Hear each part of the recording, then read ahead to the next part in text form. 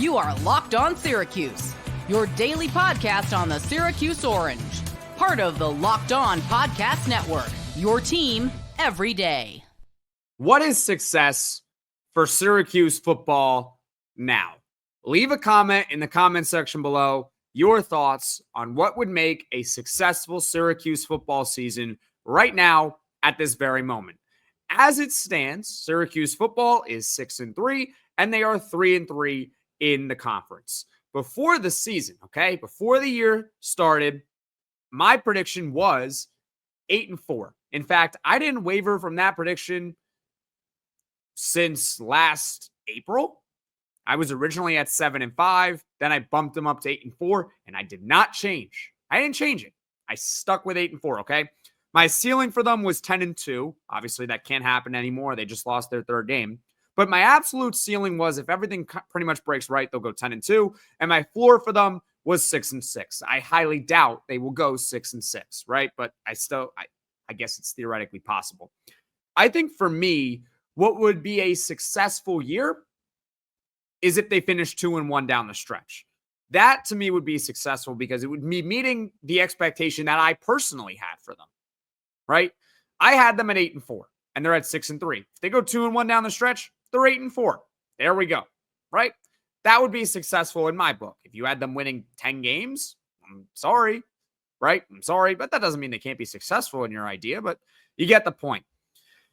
If they go 7-5, not that it would be the worst record in the world, right? I don't think 7-5 is a terrible year.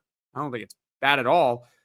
But with the upgraded talent on the roster, I understand it's a brand new coaching staff, but there's more talent on this roster, better recruiting, right? Good transfer portal class and everything like that. A one-game improvement from this season to last season with an easier schedule, in theory, I guess, easier schedule. It was an easier schedule than last year. I'm not going to call it a failure. It's not a failure, but it's not success in my book. Not a successful year. It's like a in between, kind of like a, decent enough start to the Fran Brown era. All right. Let's look at their schedule. Next week, they're at Cal. I consider that a toss-up game.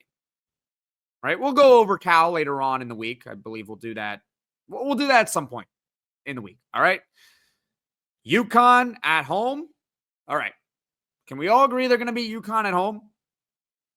And can we all agree that if they don't beat UConn at home, there's a problem? This isn't basketball here. This is football. All right? I don't think they're going to lose to UConn at home. If they do, there's a big problem. We got a bigger problem on our hands. They lose to UConn. And then Miami to close the year. Miami's beatable. They literally just lost to Georgia Tech. They are beatable. They can be beat. They're not undefeated anymore, and they've played with fire a lot this season. They finally burned them. But Miami is going to be favored in that game. And being objective, being just honest with you right now as I record this, I'm actually recording this on Saturday night. You're watching this on Sunday. I think Miami is going to win that game. Just we're still a few weeks away from that. But I right now, as a totally objective, I think Miami would win that game. So basically, the key game is at Cal next week. That is a key game. Right? If they win that one, they basically clinch an 8-win season, which would be a successful year in my book. But there's a caveat here. Not that they should lose to Cal or anything like that. I still expect them to win. I think another thing that's important is that you don't want to get blown out by Miami at home. You really don't. And I know you don't nobody ever wants to get blown out. You don't want to get embarrassed. Right? No, you don't want to get embarrassed by anyone. It doesn't matter who it is, right? I don't care who they're playing. But there's a specific reason why I'm saying that. The Miami game is the last game of the regular season. That's the last one. So enjoy it while it lasts. There's only 3 games left. They will have a bowl game, but Miami's the last game of the season, at least the regular season, all right? The early signing period in recruiting is December 4th, which is about a week after the Miami game. You do not want your final impression on the regular season right before the early signing period for high school recruits to be getting annihilated on your home field by one of the better programs in the country right now. You don't want that to be your last impression. First impression is very important, and your last impression is very important. What you do in the middle, yeah, it matters too. But first impression, last impression. You do not want to get embarrassed. Not that I would sit here and say I'd be quote unquote okay with them losing to Miami, right? We don't know what's going to happen between now and then. But don't get embarrassed by them. That's your last impression to make on recruits. Imagine if you win that game and recruits are watching and the early signing period's about to happen. Gee golly. Or at least at minimum can keep it close. Okay. All right. It's that respect factor. You want to show respect.